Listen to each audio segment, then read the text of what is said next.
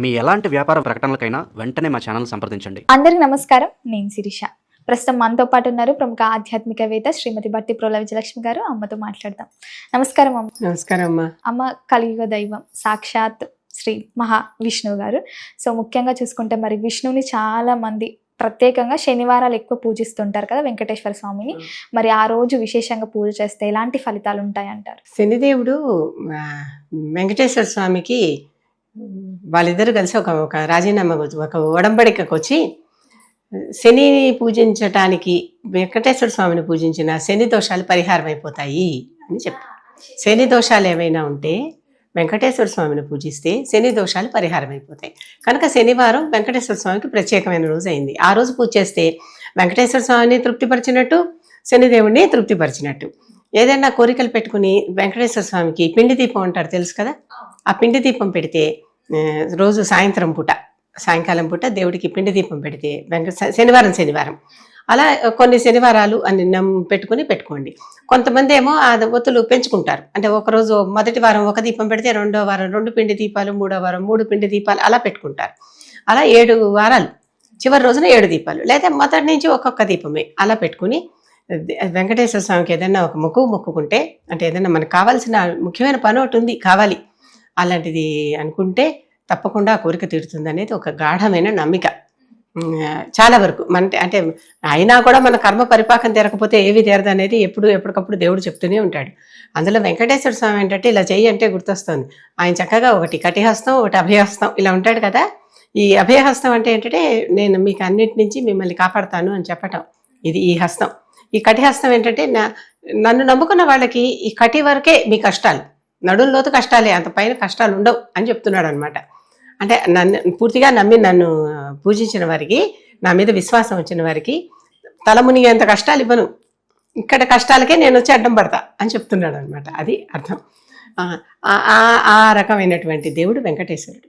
ఈ వెంకటేశ్వరుడికి శనివారం మహత్యం అని, శనివారం పూజలని, శనివారం వ్రతాలని ఇలా చాలా మంది చేస్తూ ఉంటారు. అవి చేసినప్పుడు శనిదేవుడు వెంకటేశ్వర స్వామిని జయించలేకపోయాడు అనమాట. ఎన్ని చేసినా వెంకటేశ్వర స్వామి భక్తుల్ని బాధించలేకపోయాడు. అది ఎప్పుడైతే తెలుసుకున్నాడో ఈయనతో ఒక వడంబడికి వచ్చి, నీ భక్తుల్ని నేను వేధించను, నీ భక్తులు నీ పూజ శనివారం నాడు చేసుకుంటున్నప్పుడల్లా నేను వారిని అనుగ్రహిస్తాను, వారిని నేను వేధించను అనేటటువంటి మాట ఇచ్చాడు. శనిదేవుడు ఎవరికి లొంగినా లొంగకపోయినా ఈ ఇద్దరికి మాత్రం లొంగి ఉంటాడు. ఒకటి హనుమంతుడు, ఇంకోటి వెంకటేశ్వరుడు. వీరికి మాత్రం ఆయన కాస్త తగ్గి ఉంటాడనమాట. వీరిని తను దాటిపోడు. హనుమంతుడు తనని చెర నుంచి తప్పించినందుకు హనుమంతుడిని, రావణాసురుడు చెర నుంచి తప్పించినందుకు హనుమంతుడిని, ఎన్నిసార్లు చేసినా వెంకటేశ్వరుడు తను ఎంత కష్టాలు పెట్టినా ఆ కష్టాలన్నీ తీసేసి తన భక్తులను అనుగ్రహిస్తున్నాడు. కనుక ఈయన దగ్గర తన పాచిక చెల్లదని గ్రహించుకుని వెంకటేశ్వరుడు వీళ్ళిద్దరికి భక్తులని శని ఏమీ చెయ్యడు. అంటే మనం అంత భక్తిగా వీరిని నమ్మకంగా ఉండాలి. ఎప్పుడు కూడా శ్రద్ధ, భక్తి, విశ్వాసం ఇవి కదా ముఖ్యం. ఏ పూజకి ఏం ఉండాలంటే ఈ 3 ఉంటే అన్నీ ఉన్నట్టే అంటాను నేను. ఈ 3 ఉంటే మిగిలినవన్నీ కూడా మనకు అవే సమకూరుతాయి. ఈ 3 ఉండాలి అనేది నియమం. ఈ 3 ఉన్నప్పుడు మనకి ఎటువంటి అభ్యంతరాలు ఉండవు. శనివారం నాడు అందుకని ఉపవాసాలు ఉండటం, వెంకటేశ్వరుడి పేరు మీద శనివారం ఒక పూట ఏకభోజనం, ఒక పూట తిని ఉండటం, శనివారం నాడు దీపాలు వెలిగించుకోవటం ప్రత్యేకంగా, ఈ వెంకటేశ్వర స్వామి కోసం శనివారం నాడు ప్రత్యేకమైన పూజ చేసి నైవేద్యాలు పెట్టడం, ఇలాంటివన్నీ చేస్తూ ఉండటం కేవలం శని బాధ నివారణ కోసమే. శని బాధ నివారణ వస్తే అప్పుడు మనకి ఇవేమి ఇబ్బందులేవి రావు. ఈ వెంకటేశ్వరుడు ఆ విధంగా శని నుంచి తన భక్తుల్ని రక్షిస్తూ ఉంటాడు ఎల్లవెల్లల. కనుక ఆయన్ని చేసేటప్పుడు, పూజించేటప్పుడు ఆయన కూడా నల్లగా ఉంటాడు, శని నల్లగా ఉంటాడు కదా. వీళ్ళ రంగులు ఒకటే పూర్తిగా.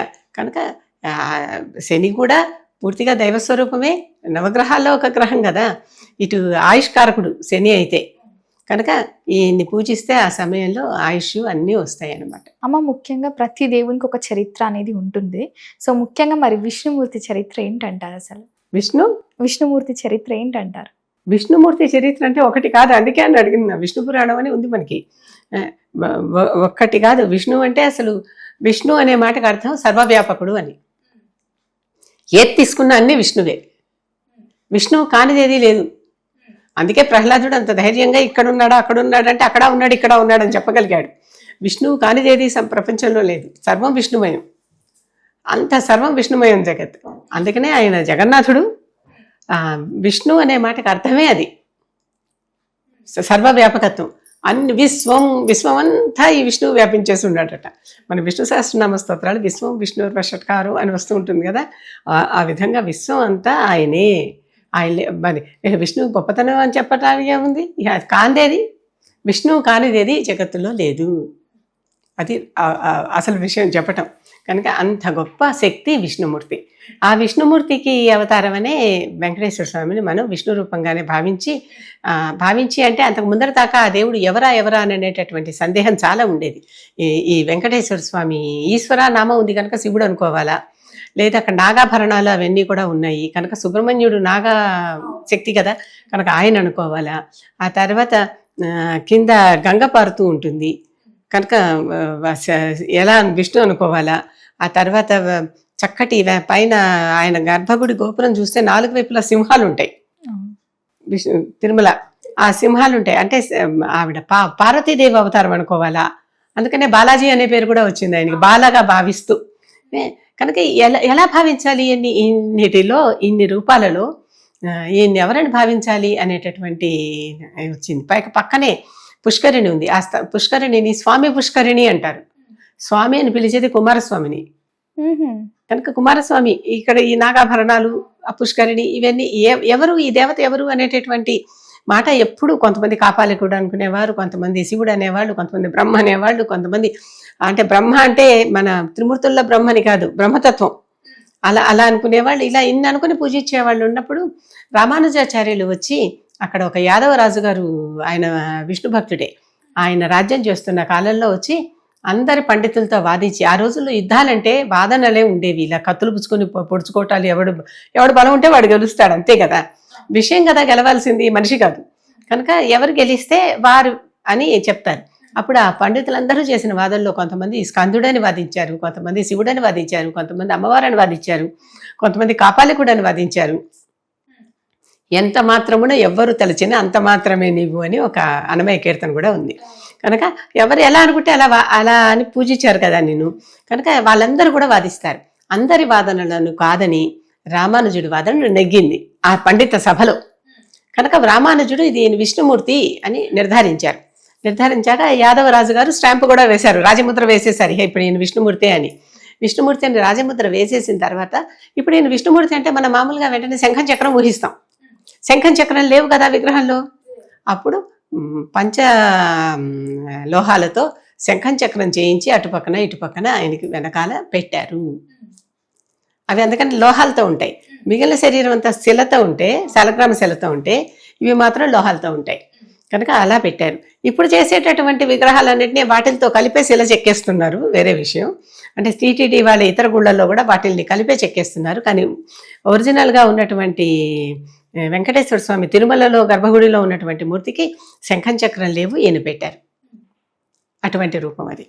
అమ్మ, విశేషంగా ఇప్పుడు తిరుమల గురించి మీరు అన్నారు కాబట్టి, తిరుమలలో చాలా మంది నార్మల్గా తిరుమలకి వెళ్ళినప్పుడు వరాహమూర్తిని, వడ్డీ కాసుల వారిని ఫస్ట్ దర్శించుకున్న తర్వాతే గర్భగుడిలోకి వెళ్ళాలి అని అంటుంటారు కదా. వడ్డీ కాసుల వాడు అంటే వెంకటేశ్వరుడే వడ్డీ కాసుల వాడు, వేరే వడ్డీ కాసుల వాడు లేడు, ఆయన వడ్డీ కాసుల వాడు. అందుకనే బయట వడ్డీ కాసులు అని చిన్న చిన్న రాగి బిళ్ళలు అమ్ముతూ ఉంటారు, చిన్నవి రాగి ముద్రలు, చిన్నవి, ఎంత మన కంది గింజలు అంత ఉంటాయి. అవి తీసుకుని వెళ్ళి ఆయనకి హుండీలో వేయటమే, అదే వడ్డీ చెల్లించటం అనమాట. కుబేరుడికి వడ్డీ చెల్లించాలి కదా. పెళ్లి చేసుకున్నప్పుడు కుబేరుడి దగ్గర పద్మావతి దేవిని పెళ్లి చేసుకున్నప్పుడు ఆవిడ రాచకన్య, మరేమో ఈయన అడవుల్లో తిరుగుతూ ఉన్నాడు, ఏమీ లేవు అప్పుడు. లక్ష్మి లేని శ్రీనివాసుడు, శ్రీ లేని శ్రీనివాసుడు, డబ్బులు లేవు. అప్పుడు కుబేరుడు అప్పిచ్చాడు.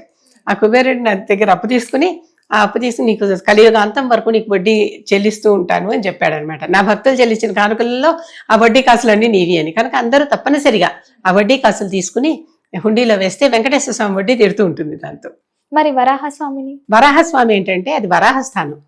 ఇప్పుడు ఒక ల్యాండ్ లార్డ్ ఆయన వరాహస్వామిది, అదంతా వరాహ క్షేత్రం. ఆయనే ఉన్నాడు. ఆయనను భూదేవి వరాహస్వామి వేయించేసిన ఆలయం ఉంది అక్కడ. ఆయన ఉంటే ఈయన వచ్చి నేను కూడా ఇక్కడ ఉంటాను, నాకు పర్మిషన్ ఇవ్వమని అడిగాడు. నేను కూడా ఇక్కడ ఉంటాను, పర్మిషన్ ఇవ్వమని అడిగాడు.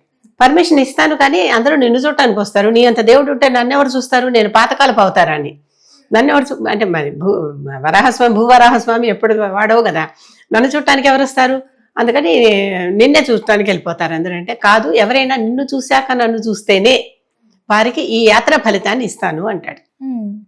ఎలా అయితే కాశీలో వ్యాసుడిని చూశాకే, అంటే కాశీ అంతా చూసినా వ్యాసుడిని చూసిన తర్వాత మాత్రమే వాళ్ళకి, అంటే తర్వాత మాత్రమే వీళ్ళకి ఫలితం దక్కుతుంది. ఇక్కడ వరాహస్వామిని ముందర చూసి తర్వాత వెంకటేశ్వరుని చూడాలి. ఆ వడ్డీ కాసుల వాడైనటువంటి వెంకటేశ్వరుని చూసి వడ్డీ కాసులు అర్పిస్తే ఆ వడ్డీ కుబేరుడికి చెంది వెంకటేశ్వర స్వామి నెమ్మదిగా అప్పు తీర్చుకుంటూ ఉంటాడనమాట మనం ఇచ్చిన వాటిల్లో. అటువంటి రూపం అది ఆ నియమం ఉన్నది. ఆ నియమం ప్రకారం మొట్టమొదట వరాహస్వామిని చూడాలి. చాలా మంది చూడలేకపోతున్నారని ఈ మధ్యన బయట నుంచే ఒక వరాహస్వామి మూర్తి రోడ్డు నుంచి వెళ్తూనే చూసేసి, ఎందుకంటే ఆలయం కూడా చాలా రద్దీగా ఉంటుంది, చాలాసేపు ఇక్కడే నుంచుని టైం వేస్ట్ చేయాల్సి వస్తుంది. వేస్ట్ అని కాదు, వాళ్ళ కొండ మీద మనకు ఉండటానికి ఇచ్చే సమయమే కొంచెం, ఆ కొంచెం సమయంలో రెండు చూసుకోవడానికి అవటల్లా, నిషేధాలు ఉన్నాయి కదా, అంతకంటే రూమ్ ఇవ్వటల్లా, మరి ఎక్కడ ఉంటాము ఇలాంటి. అందుకని అంటున్నా, దేవుడి దగ్గర నుంచున్న సమయం ఎప్పుడు వేస్ట్ కాదు, అది నుంచున్న సమయం కూడా దానికి పూజకు సంబంధించిన సమయమే. కనుక అందరూ అలా అనుకుని వెళ్ళిపోతుంటే ఆ భూవరాహస్వామిని చూసుకోవటానికి వీలుగా బయట ఒక విగ్రహాన్ని పెట్టారు. ఆ ఆర్చ్ మీద ఆ విగ్రహాన్ని చూసుకుని దండం పెట్టుకుని వెళ్ళిన తర్వాత వెళ్ళి దేవుని వెంకటేశ్వరుని చూసుకోవచ్చు.